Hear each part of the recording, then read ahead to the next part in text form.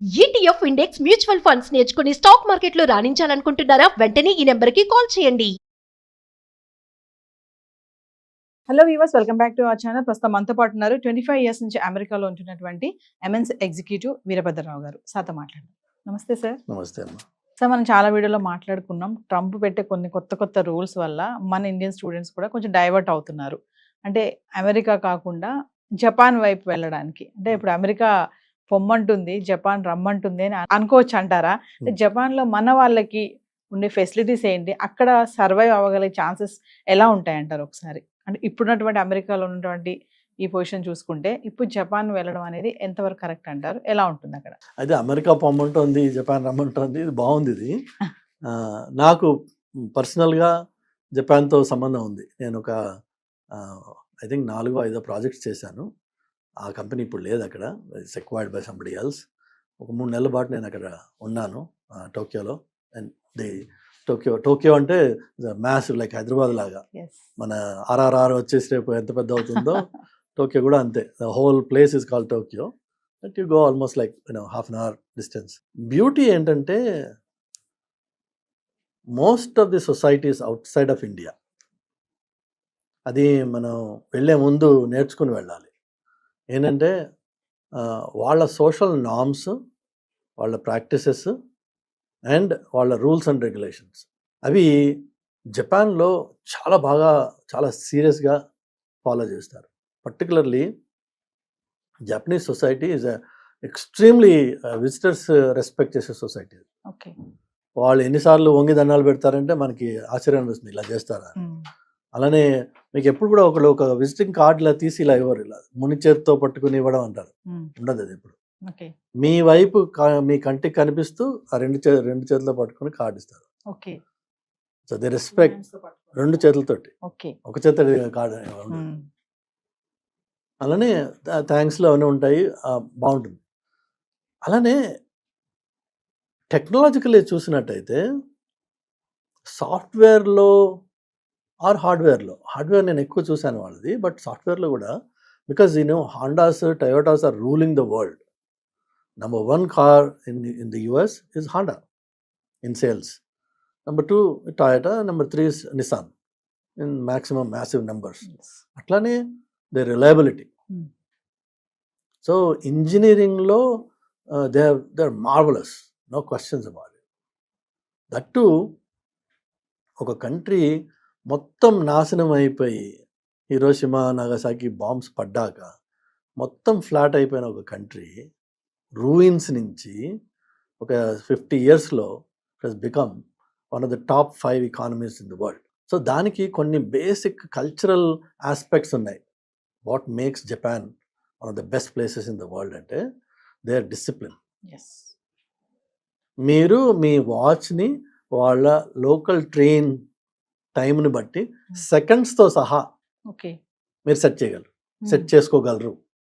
That's how punctual they are. How punctual, not just the train, but how punctual to anything they do in life. 9 గంటలకి మీరు office అంటే 8:50కి మీరు ఆ walk వేలో చూస్తే people keep running to the office. నేను 9 లోపు ఉండాలి అక్కడ.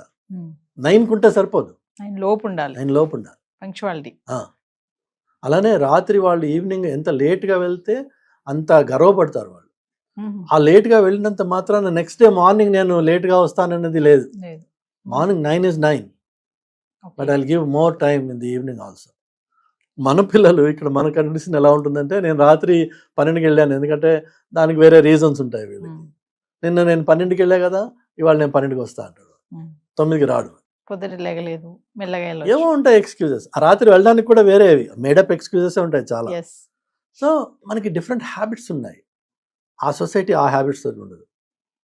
సో ముందు మనం అది అమెరికా అవనివ్వండి, జపాన్ అవనివ్వండి, స్వీడన్ అవనివ్వండి, అన్ని కంట్రీస్లో కూడా మంచి ఆపర్చునిటీస్ ఉన్నాయి. కానీ వాళ్ళ సోషల్ నార్మ్స్ మనలాగా ఉండవు. అవి కొద్దిగా నేర్చుకొని వాటిని మనం ముందే ట్యూన్ చేసుకొని అక్కడికి వెళ్తే మనకి ఇబ్బంది ఉండదు.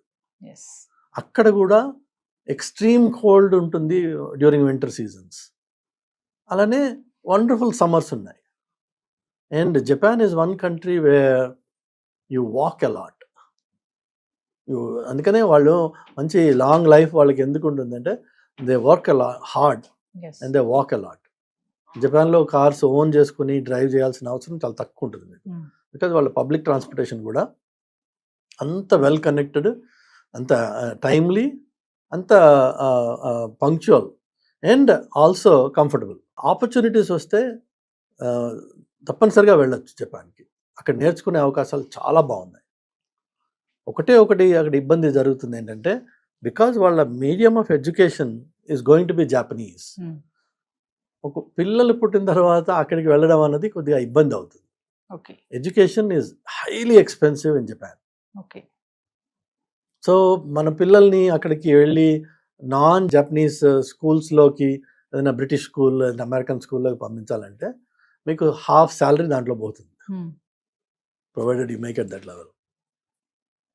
సో పిల్లలు పుట్టిన తర్వాత అక్కడ ఇబ్బంది అవుతుంది, కానీ పిల్లలు లేనప్పుడు, బ్యాచిలర్స్గా ఉన్నప్పుడు, బిఫోర్ మ్యారేజ్ జపాన్ ఆపర్చునిటీస్ వస్తే డెఫినెట్గా వెళ్ళొచ్చు. Yes society also is very safe. Pockets of insecure places ఉంటాయి, కానీ in general it's a very safe place. And technologically నేను ఉన్న రోజుల్లో చూశాను నేను, they are still, I'm telling you, they still probably 10 to 15 years ahead of the rest of the world. వాళ్ళ దగ్గర వచ్చిన కొన్ని ఇన్నోవేషన్స్ మిగిలిన వరల్డ్కి రావడానికి 10 ఏళ్ళు పడుతుంది. అంత ముందున్నారు వాళ్ళు. కానీ వాళ్ళు చెయ్యింది ఏంటంటే, they don't market themselves as well as some of these other countries that. And of course pride కానీ, వాళ్ళ కల్చర్ కానీ, వాళ్ళ హెరిటేజ్ కానీ, there all things to learn. It's one of the best places to go to. వాళ్ళ mountains, వాళ్ళ of course bullet train is theirs. Yes. It's a wonderful experience to travel by that. Yeah, Japan is definitely a good choice.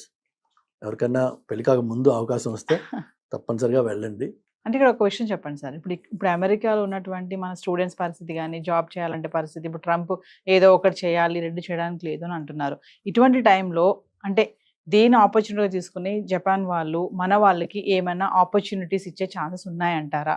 అంటే students ఇప్పుడు ఇలా ఇబ్బంది పడుతున్నారు కదా, ఇక్కడికి వస్తే ఇక్కడికి వాళ్ళ ఏమన్నా జాబ్ ఫెసిలిటీస్ కానీ ఇలాంటి అవకాశాలు ఎలా ఉంటాయంటారు ఈ టైంలో? ట్రంప్ అనలేదు, చదువుకి చదివే, ఉద్యోగానికి ఉద్యోగే, ఈ రూల్ మొదటి నుంచి ఉంది. సో చదువు కోసం వచ్చిన వాడెవడు పని చేయకూడదు. నేను జాబ్ అనట్లేదు, చదువు కోసం వచ్చిన వాడెవడు పని చేయకూడదు. That's a rule that has been there forever. Okay, so let's get that straight. ఈ రోజున ఆ తల్లిదండ్రులు కోపాలు రావచ్చు, పిల్లలు కోపాలు రావచ్చు, కానీ మీరు ఇన్నాళ్ళు దాన్ని అవాయిడ్ చేయగలిగారు, ఇప్పుడు చేయలేకపోతారు. ఇప్పటికీ చెయ్యొచ్చేమో, ప్రతి చోట వాడు ఏదో ఫిల్టర్ వేసి. జనరల్గా ఏదైతే ఒక రాంగ్ ప్రాక్టీస్ వచ్చేసిందో అది వాళ్ళకి కూడా తెలిసిపోయింది. ఈవెన్ యూకేలో కూడా ఇండియన్ రెస్టారెంట్స్, చైనీస్ రెస్టారెంట్స్ని వాళ్ళు రైడ్ చేస్తున్నారు. సో వాళ్ళకి తెలుసు ఎవరుంటారు అక్కడ. యూఎస్లో కూడా వీళ్ళకి తెలుసు ఇండియన్ రెస్టారెంట్స్ ప్రాక్టీసెస్ ఏంటి. అండ్ జస్ట్ సో యునో, జనరల్గా రెస్టారెంట్స్లో వర్క్ చేసే వాళ్ళకి యూఎస్లో $2.50 give or take 50 cents per hour ఇస్తారు. ఎందుకో తెలుసా? వాళ్ళకి main source of income tips, not the salary. So ఆ రోజున వాళ్ళకి ఒక $100 టిప్ వచ్చింది, $200 టిప్ వచ్చింది, అందుకనే 15% మినిమం టిప్ ఇవ్వాలి. మీరు ఏమాత్రం కొద్దిగా మీకు ఇచ్చే కెపాసిటీ ఉంటే give them 20%. That's the way the society works. ఏమీ లేని వాడు కూడా ఇస్తాడు అది.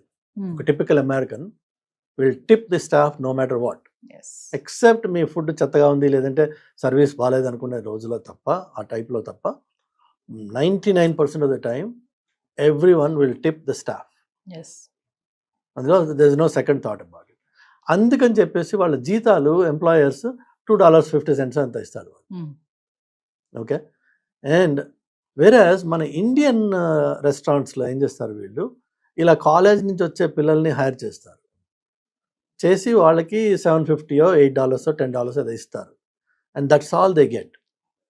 కానీ కల్చర్లో ఉన్న ఒక హ్యాబిట్ ఉంది కదా, రిసీట్ వచ్చినప్పుడు క్రెడిట్ కార్డ్తో పాటు కింద లైన్ ఉంటుంది టిప్ అని, కస్టమర్ టిప్ రాస్తాడు, or may leave some money there. All that goes to the owner. Okay, so additional profit or maybe some amount of వీళ్ళకి పే ఇచ్చిన డబ్బులు అందులో కవర్ అప్ అయిపోతాయి. ఎస్. సో ఈ చౌకబార్ ప్రాక్టీసెస్ ఎవరితో చేయొచ్చు? వాడు లోకల్ అమెరికన్ సిటిజన్ తోటి చేయలేరు. ఇలా వచ్చే students out of desperation they want work, they want make some extra money. ఆ స్టూడెంట్స్ని వీడు ఎక్స్ప్లాయిట్ చేస్తున్నాడు, Yes. ఎందుకంటే వాళ్ళకి వచ్చే టిప్స్ వాడు తింటున్నాడు కదా. Yes. So it's a sort of an exploitation. Okay, Hmm. So అది జరుగుతోంది, అది తప్పు. మనం దాన్ని వాడుకుంటున్నాము thinking that it's a job. Yes. It is not. కూలి పని చేయడానికి వెళ్తున్నాం అమెరికాకి, దయచేసి మానేయండి దాన్ని. వేరేజ్ ఈ వేరే కంట్రీస్ అంటారా, మీకు యాక్చువల్గా జర్మనీలో కానీ, స్విట్జర్లాండ్లో కానీ, స్వీడన్లో కానీ సూపర్లేటివ్ ఆపర్చునిటీస్ ఉన్నాయి. Hmm. Where they fund your education, they offer free accommodation, అన్నీ ఉన్నాయి. Provided you're a brilliant student. మీ రెస్పెక్టివ్ సబ్జెక్ట్ మ్యాటర్లో మీరు బ్రిలియంట్ అయినట్టయితే there are countries that are even today, forget about Trump, Yes. Even today they want you to come. Challenge అలా అక్కడ జరిగేది ఏంటంటే, one is that you have to be a brilliant student, Brilliant. You have to be a genius in your subject area. Yes. ఒకటి number 1. Number 2, అక్కడ వచ్చేసి జరిగేది ఏంటంటే, వాడు జర్మన్లో మాట్లాడతాడు, వాడు Hmm. మనకి ఆ భాష రాదు. ప్యారిస్కి వెళ్తే ఫ్రెంచ్లో మాట్లాడతాడు, మనకి ఆ భాష రాదు. రేపు జపాన్కి వెళ్ళినా అదే ప్రాబ్లం, వాళ్ళు జపనీస్తో మాట్లాడతారు. ఇన్ఫ్యాక్ట్ చాలామంది అక్కడ ఇంగ్లీష్లో మాట్లాడుతుంది, Yes. వాళ్ళకి రాదు కూడా పాపం. సో ఆ లాంగ్వేజ్ బ్యారియర్స్ ఉన్నాయి కాబట్టి మన ఇండియన్స్ కానీ వేరే వాళ్ళు కానీ ఆ కంట్రీస్ ఎక్స్ప్లోర్ చేయట్లేదు. కానీ అమెరికాలో ఎందుకు వెళ్తున్నాం అంటే, మనకి తెచ్చిన కొద్ది గొప్ప ఇంగ్లీష్ తోటి అక్కడ మేనేజ్ చేసేయచ్చు మనం. చేసేయచ్చు. కాబట్టి అది ప్రిఫరెన్స్ అయిపోతుంది మనకి. Hmm. ప్లస్ ఈ other practices are contributing to it. Yes. But నిజంగా వర్త్ ఉన్న స్టూడెంట్ కి there are other countries that are offering much better opportunities If you have Yeah. talent, if you are a genius, genius, brilliant. Brilliant, Yes. If you are really good at it. అంతేగాని 4 ఏళ్ల డిగ్రీని 6 ఏళ్లలో చేసిన వాడికి అక్కడ పిలిచి రా నాన్న నేను నీకు ఒక 100,000 ఇస్తానని వాడి వాడు. Yes. అమెరికాలో 4 ఏళ్ల డిగ్రీని 2 ఏళ్లలో కంప్లీట్ చేసిన పిల్లలు ఉంటారు, Hmm. Because it's all credit based. Yes. And if you have the right brains, in fact చాలామంది చేస్తారు అట్లా. మన పిల్లలు కూడా ఎవరైతే అక్కడ లోకల్గా ఉండి దోస్ దట్ అండర్స్టాండ్ 4 years డిగ్రీని 3 yearsలో కంప్లీట్ చేస్తారు. Okay. సో 1 year ఫీ వాళ్ళకి మిగిలింది కదా. ఆ మెథడ్ తెలుసుకుంటే. Method Okay. Plus it's your brilliance that matters. Yes. Yes. It's your hard work. ఆ క్రెడిట్ అంతా క్రెడిట్ బేస్డ్ ఉంటుంది. ఎన్ని క్రెడిట్స్ Yes. పర్ ఇయర్ ఇంత మినిమం తీసుకోవాలి, but there's no maximum. You work hard, you try to complete it faster so that you'll save the time and money. Yes. So if you are good, anywhere in the world you will succeed. If you are bad, you'll have troubles no matter where you go. ఎక్కడైనా ట్రబులే. Thank you sir. Thank you.